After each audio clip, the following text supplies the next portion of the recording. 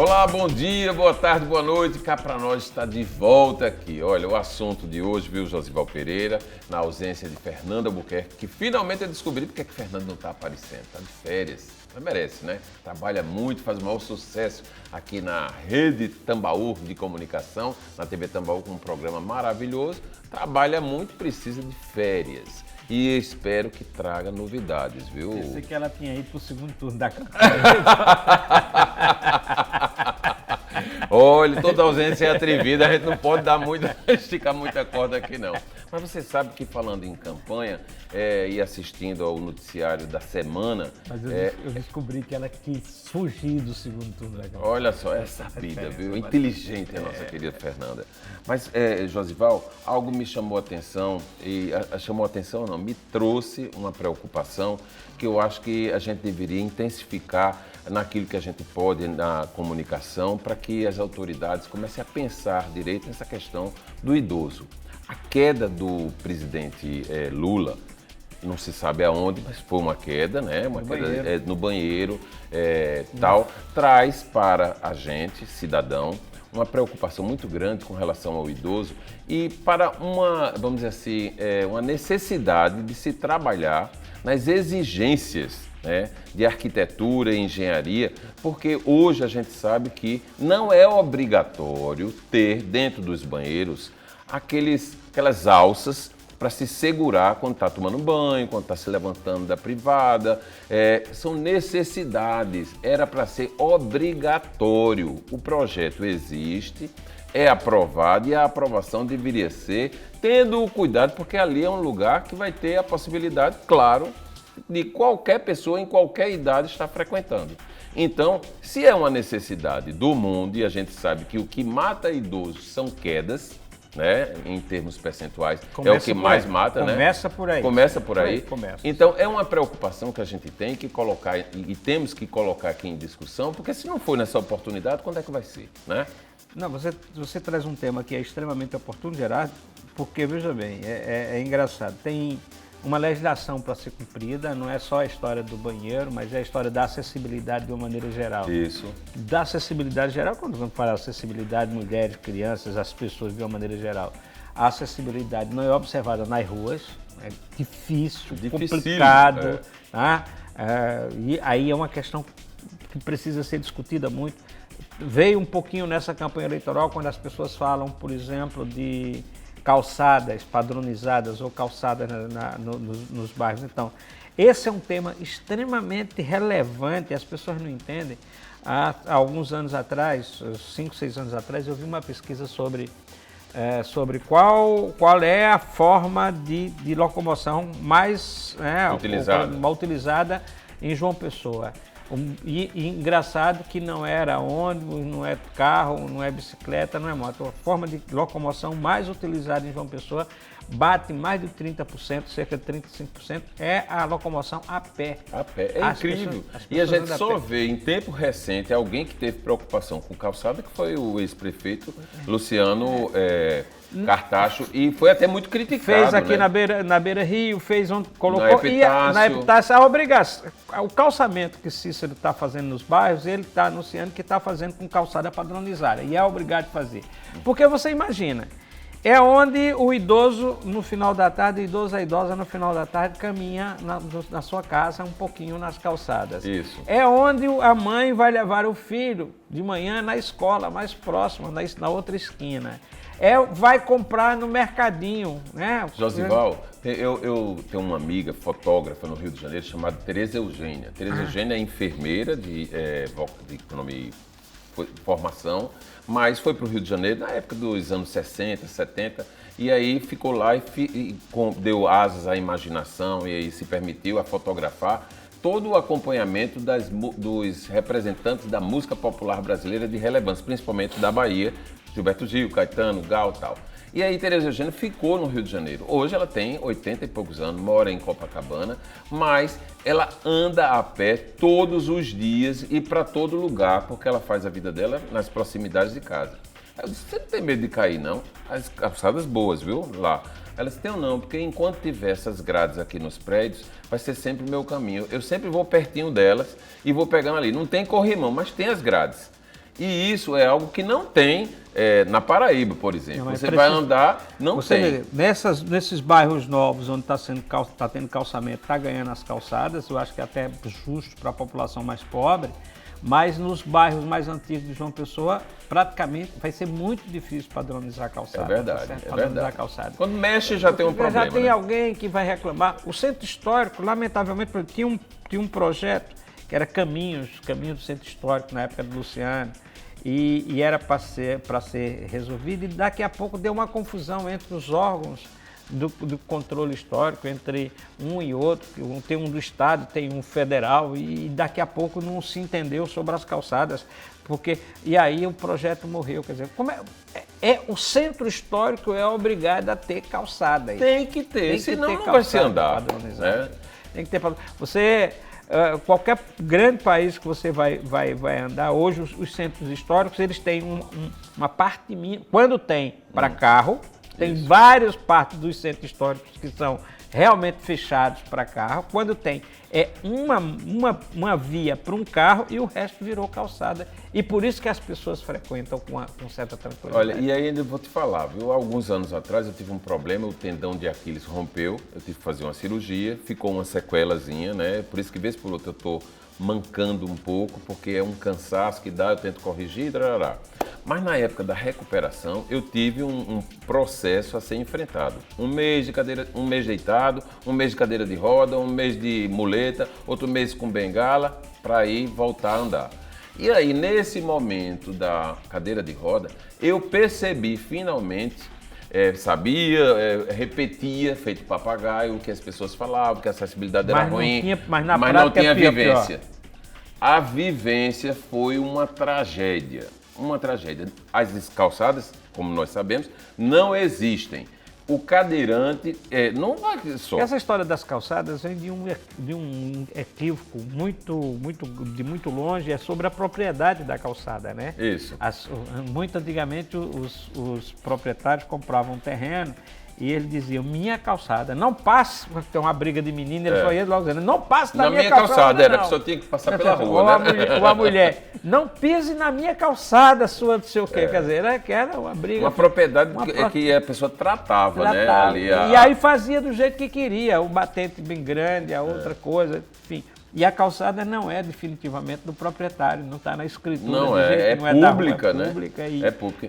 E a gente vê em muitas ruas... É passeio público. Isso, a gente vê os batentes que se cria, né? Um mais elevado, outro menos. Graças a Deus, aí na o cara principal... quer botar um carro aí, já afunda aqui, já não passa mais cadeira de roda, de jeito nenhum. E aí aqui não é mais período, quer dizer, é período eleitoral ainda, mas Luciano Cartacho não é candidato mais. A gente tem que fazer aqui realmente um elogio, porque as calçadas da Epitácio Pessoa, eu sou frequentador. Eu gosto de sair do prédio onde eu tenho um escritório para ir resolver as coisas pela calçada. A Beira Rio e a Epitácio ficou bacana.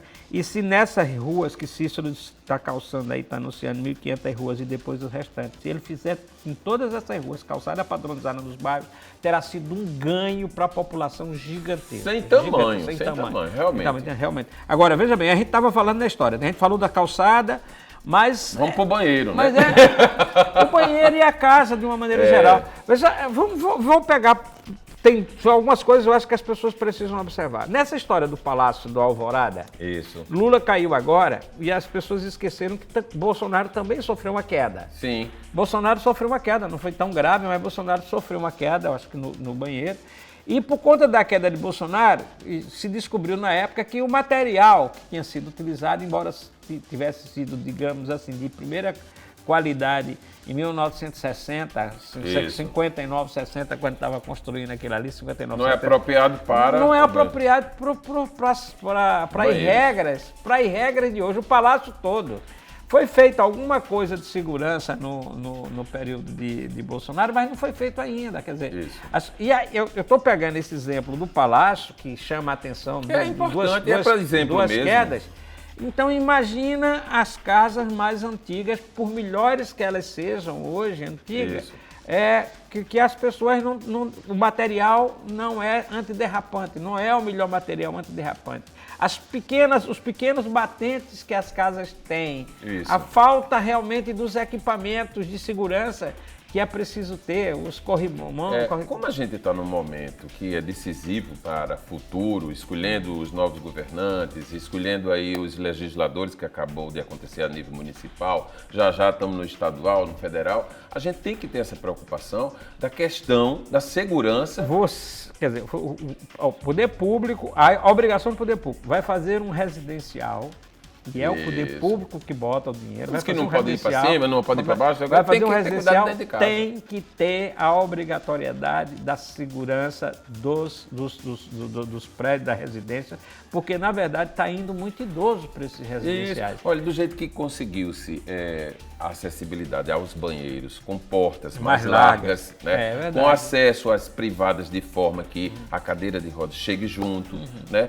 Tem que ter a exigência e ela ser cumprida, porque num país sério as leis são cumpridas, né? Então, se o poder público cumpre sua obrigação, fica fácil exigir que os outros também cumpram quando for executar seus projetos de construção civil. Mas aí, primeiro as ruas, primeiro as praças teriam que ser todas acessíveis. Você não pode fazer uma praça com vários patamares de não sei o que, então você não pode locomover. Tanto as praças que vai fazer uma praça, faça a praça totalmente acessível. Olha, você veja que a Praça da Independência, que é uma praça antiga, ela tem o contorno todo de calçadas, mas internamente ela era toda de terra.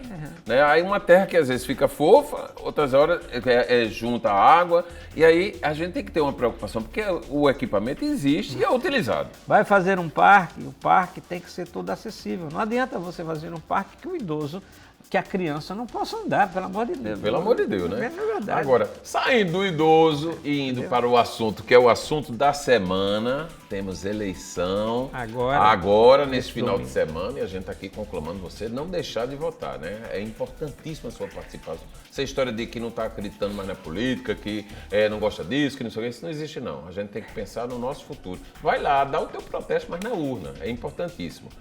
Me fale aí como é que você está enxergando, porque a gente tem 2 eleições nesse final de semana. Fazer uma observação logo sobre isso aí, eu realmente tive uma preocupação de olhar outro dia essa história de abstenção entre primeiro e segundo turno. Né, já votei.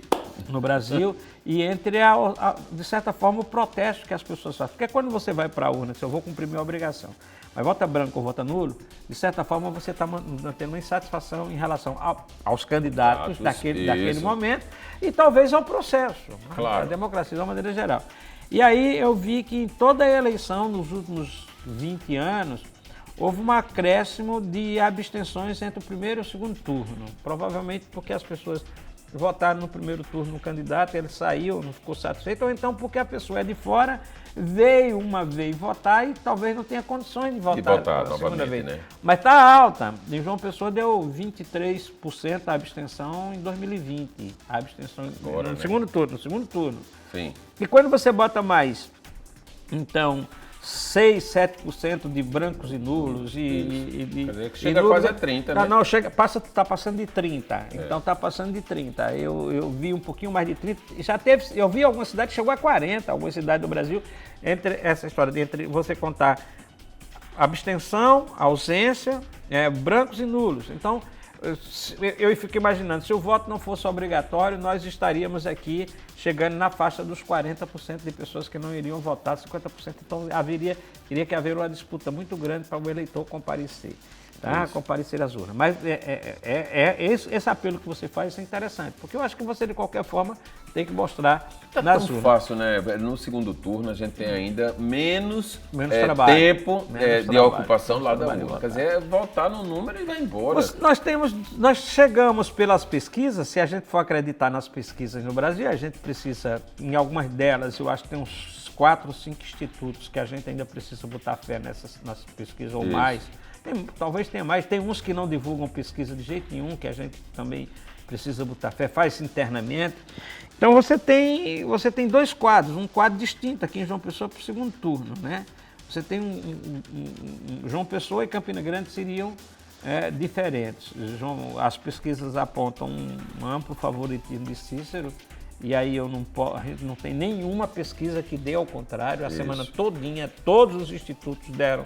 Eu acho que nas duas cidades está um mais, outro menos, né? Mas tá. E Campina Grande, aqui na última terça-feira, saiu o Real Big Data, que é a pesquisa da Rede Record de televisão, que deu empate técnico, deu 53-47, então está no limite do empate técnico. Foi terça-feira, tá, no início da semana. E claro, tem vários dias ainda para mudar, o que leva para uma perspectiva mais acirrada, mais apertada do que João Pessoa. O resultado em Campina Grande acho que vai ser um pouquinho mais acirrado, mas vai ser mais acirrado do que João Pessoa. Então, de certa forma, por essa pesquisa Real Big Data que saiu. Então, eu vi outra, mas a outra estava distante. Tinha mais de 10 pontos de distância. Mas saiu Real Big Data. No caso de Campina Grande. Né? Porque Campina Grande também foi muito pouca pesquisa. Então, essa semana, João Pessoa tem muito mais pesquisa. Mas aí a Real Big Data deu esse empate técnico. Então, que sugere provavelmente uma disputa bastante acirrada mais acirrada em Campina Grande. Mas o que é que eu acho que a gente precisa ver, Gerardo? João Pessoa, eu tenho me perguntado muito o que foi que valeu, o que é que foi mais interessante no voto, ou o que é definitivo no voto, o que é que o eleitor olhou no voto e tal. E eu acho assim, tem uma coisa que eu tenho observado e tenho acreditado. O eleitor, por mais que a gente bote culpa nele, é despreparado, não sei o quê, tem gente que bota a culpa no eleitor, no meu entendimento, o eleitor é sempre pragmático, é o mais pragmático dos seres políticos que tem aqui. Ou seja, ele é obrigado a votar e ele vai votar, tá? Se não tiver nenhum candidato que preste, ele vota no menos ruim. É pragmático. É, sim. É pragmático. Não leva em consideração muita coisa. Não é assim, menos ruim. Aqui, quando não leva em consideração isso, ele fala assim, qual é o meu benefício? O que é que eu vou tirar de benefício disso? Tá? Aí pode ser um serviço, minha rua está calçando, não vai calçar. E se não é nada disso, ele diz, cadê o meu? Tá certo? Isso. Cadê minha feira? Cadê meu... Tá entendendo? Então, o eleitor é pragmático nas eleições municipais. Eu queria deixar uma reflexão, a gente está chegando ao final do programa, aqui para num próximo, já com a presença de Fernanda, para poder a gente colocar mais tempero nesse caldeirão, é exatamente o fato de, esta semana, a vereadora Raíssa Lacerda perdeu o mandato, né? Um mandato em final em conclusão quase. O que a gente diz perdeu, ela nem ganhou direito, nem ganhou. Usurpou um mês. Mas algo que me chamou a atenção foi o fato do vereador Dinho, presidente da Câmara, deixar a prisão com tornozeleira e reassumir. Não chegou a ser preso não, não foi preso não, negaram. Pronto, negaram. Mas ficar com tornozeleira e dentro do mandato dele. Eu achei algo que eu não tinha ouvido falar em tempo recente, nem muito distante, de algo similar. E é algo que a gente precisa refletir, entender, né, e maturar. Então eu vou deixar isso aqui para frente, para poder a gente ir conversando. Nada contra ninguém, nem nada. Apenas um fato que tem uma relevância e uma simbologia. Eu acompanhei o julgamento do habeas corpus, né? Sim. Veja bem, houve um pedido de prisão da Polícia Federal, o Ministério Público, o GAECO, que é o grupo organizado, mais que combate realmente a corrupção, foi contra. Neste caso, a juíza realmente aceitou a proposição do Ministério Público, mas as outras coisas ela não aceitou e ela, inclusive, afastou ele do mandato. Foi mais grave. O GAECO não tinha concordado com isso. No julgamento, por incrível que pareça, o Ministério Público Eleitoral, o procurador da República, que é quem acusa, né, que é o fiscal da lei, ele também foi contra o afastamento. Ele achou que não precisava acontecer, até porque tem uma frase dele lá que ele diz assim, não há descrição de nenhum ato material no recurso envolvendo o vereador. Mas houve, porque tem uma preocupação da justiça eleitoral como um todo, estimulado pela ministra Carmen Lúcia, de combater o que seria a presença do crime organizado, né, nas campanhas de uma maneira geral. O Rio de Janeiro é um dos grandes exemplo para não ser seguido. Um dos grandes problemas, tá? Mas, assim, eu acho que a investigação, eu vou dizer isso, inclusive, eu vou dizer, os advogados, eu acho que Didinho foram pro julgamento e foram muito com a cabeça para baixo. Eles não conseguiram enfrentar ou fazer o recurso, talvez esperando que passe a eleição, um momento para poder reclamar. Mas eu acho que eles não conseguiram enfrentar a situação com a altivez que era necessária. A altivez e o ardor que era necessário, tá certo? É isso aí. Então, mas a gente vai comentar mais posteriormente, porque o tempo realmente chegou ao final e a gente termina o Cá Pra Nós de hoje, colocando a relevância da ausência de Fernanda Albuquerque aqui, porque faz falta aquela ponderação feminina presente nos nossos debates. Mas desejando a vocês que estão aí em casa uma eleição tranquila, com presença maciça dos eleitores, porque isso aí é muito importante, e a gente vai prometer voltar para debater os assuntos que são